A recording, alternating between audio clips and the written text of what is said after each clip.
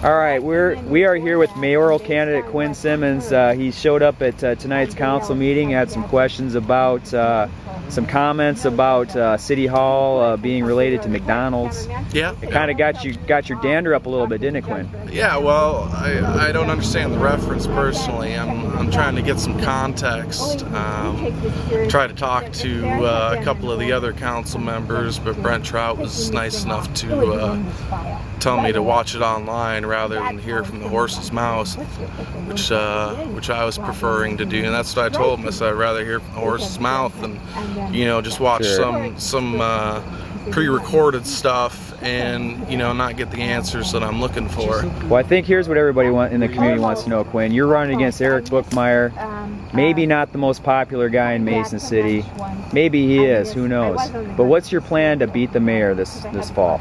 I've got a lot of ideas. I don't hear a lot of ideas coming out from his campaign. I don't hear a lot of ideas coming out from a lot of the city council members, incumbents and new alike, probably excluding yourself. I've got plans as far as, making Mason City a more welcome community, bringing people here, which will increase our income, treating our town like it should be. Largest city in about, a 90-95 mile radius. We need to step up our game as an economic hub here in the area. I fully support the school and the 1% tax levy. I'll be honest about that. The reality behind that is we live in a society where gas fluctuates from 10 to 15 cents a day. 1% isn't going to make any difference, in my opinion anyways. And I'm on a fixed income, single father, just started up college, so of course costs for me are an Have you been issue. out door knocking? Are you getting signs? Have you got a committee? What are you going to do to win this election? I've got a real small committee. Like I said before, there's no way that I'm going to raise the money that Mr. Bookmeyer can raise, and I'm not planning on that. Let me ask you this question, Quinn. Did you read on Eric Bookmeyer's site where he said people with unpure motives have stepped into the race?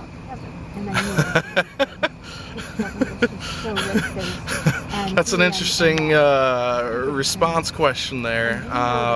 No, I haven't. That's actually the first thing that I've heard of that.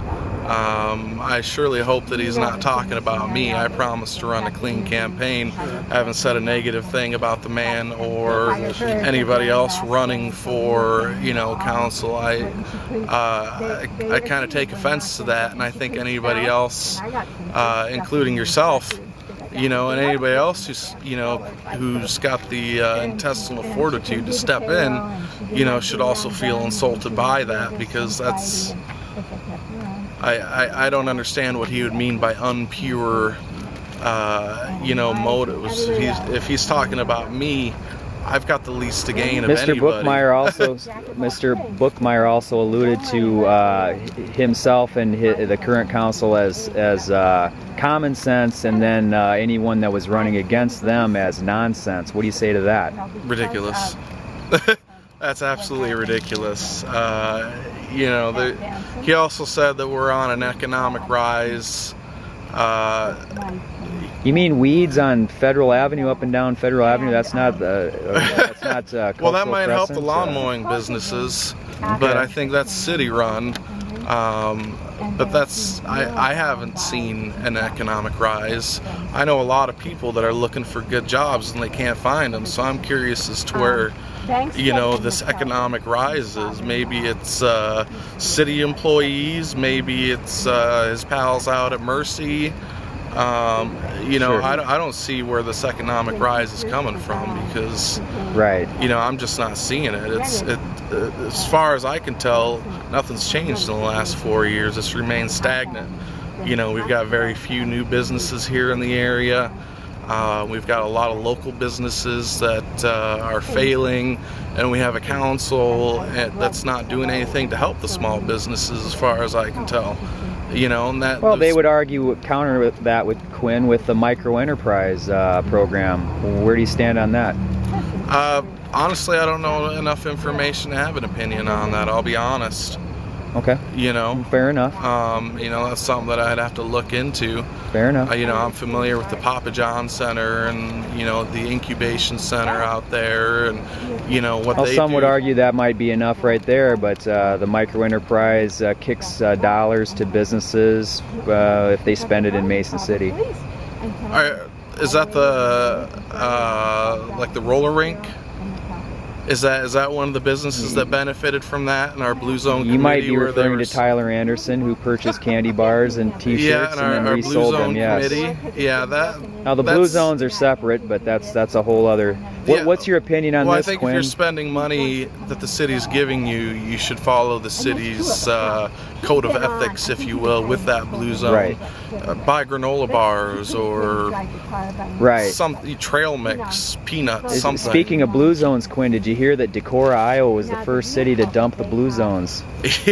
Yeah, actually. You know, your a friend of opponent mine- went to college in Decorah, Iowa. Perhaps his own college professors didn't see the merit in his pursuit of the blue zones. The blue zone, in theory, is a great idea. Everybody wants a healthy community, but the problem with that is going to be the costs. Mercy Hospital was generous enough to throw out, what, $35,000 this year? I think that was Perhaps. the sum. I think they've kicked in a little bit. Yeah, but what about next year? And the year after that? Right. And the year after that? Eventually, we're going to have to get out of it because... Well, using Mr. Bookmeyer's own favorite word, sustainability, how sustainable is a blue zone, and how can they, who's going to donate to this cause in perpetuity, I guess you could say, so. You know, unless Mercy is going to be kind enough and... Maybe you know, Mr. keep Bookmeyer is throwing more out in favor of money. a blue moon zone.